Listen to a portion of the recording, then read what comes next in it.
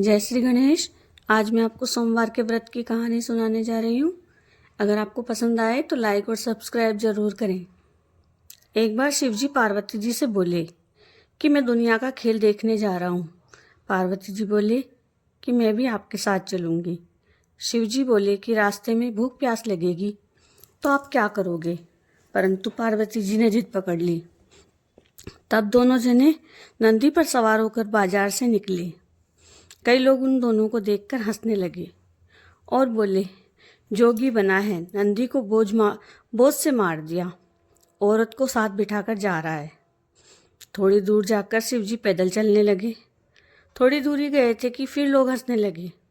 बोले, देखो कितना जोगी बना है, आप तो पैदल चल रहा है और औरत को बैल पर बिठा रखा है। और आगे जाकर शिवजी तो नंदी पर बैठ गए और पार्वती जी पैदल चलने लगे। फिर से आगे चले तो लोग ताने मारने लगे कि औरत को तो पैदल चला रहा है और खुद नंदी पर बैठकर जा रहा है। थोड़ी दूर जाने पर शिवजी एक पेड़ के नीचे तकिया लगाकर सो गए। तो कई औरतें पास से निकली तो बोली कि राम रे, जोगी तो है पर बिना तकिया के नहीं सोता। और औरतें चली गई। शिवजी ने तकिया निकाल दिया।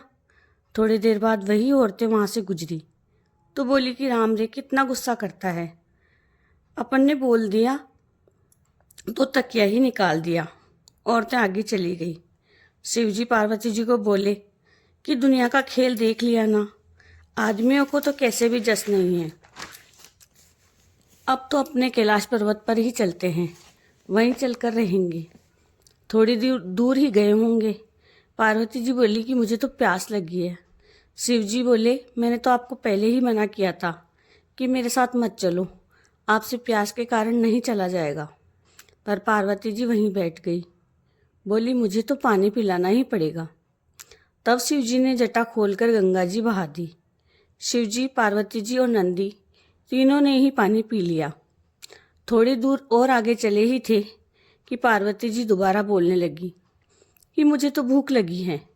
शिवजी बोले, मैंने तो आपको पहले ही बोला था कि आपसे भूखा नहीं रहा जाएगा।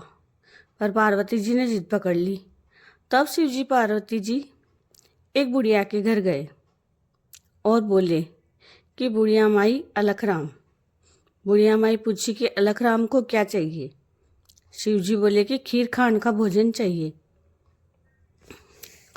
बुढ़िया माई बोली कि मेरे तो घर में ही बहुत खाने वाले हैं, मैं तेरे लिए कैसे व्यवस्था करूँगी।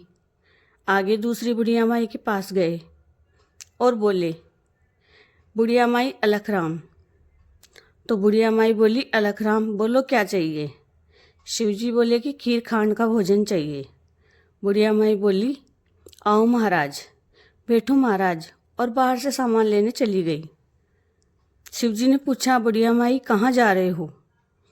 बुढ़िया माई बोली, सामान लेने जा रही हूँ। तब शिवजी बोले, पहले तेरे घर में तो देखा तो सारी चीज़ों का अटूट भंडार भरा पड़ा है। फिर बुढ़िया माई ने बहुत सारे पकवान बनाए और शिवजी पार्वती जी को 2 थाल परोसे, एक नंदी को परोसा। तब शिवजी बोले, 3 थाल और परोसो। तब बुढ़िया माई पूछी कि कौन जीमेगा।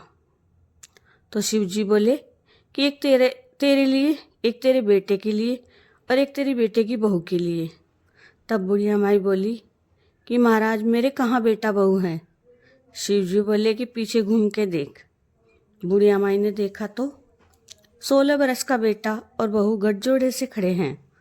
फिर सबने भोजन जीम लिया। शिवजी पार्वती जी अपने घर जाने लगे। बुढ़िया माई सबको प्रसाद बांटने लगी। पहली बुढ़िया माई के भी गई तो वो पूछने लगी, आज तेरे क्या है। तो उसने सारी बात बता दी। बुढ़िया माई बोली, वो तो मेरे पास भी आए थे, कहाँ गए। वो मेरा तो ले गए और तुझे दे गए। और शिव पार्वती जी के पीछे भागने लगी। पार्वती जी बोले, महाराज देखो, वो बुढ़िया माई भाग कर आ रही है।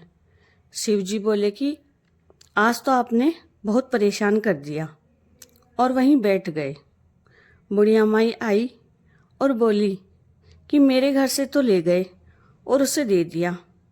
शिव जी बोले, कि मैं तो किसी से नहीं लिया, तूने ना कही तो तेरे ना हो गई, वो हाँ करी तो उसके हाँ हो गई। बुढ़िया माई बोली कि मेरे घर में कुछ नहीं रहा। तब शिव जी बोले तेरे धन में से उस बुढ़िया माई को आधा दे देगी तो तेरे सब कुछ हो जाएगा। बुढ़िया माई बोली दे दूंगी। तो उसके पहले जितना ही धन हो गया उसने आधा धन उस बुढ़िया माई को दे दिया। हे भगवान, रसोई जी माई उसको दिया वैसा सबको देना, कहते को सुनते को ओंकारा भरते को सारे परिवार को देना। जय श्री गणेश।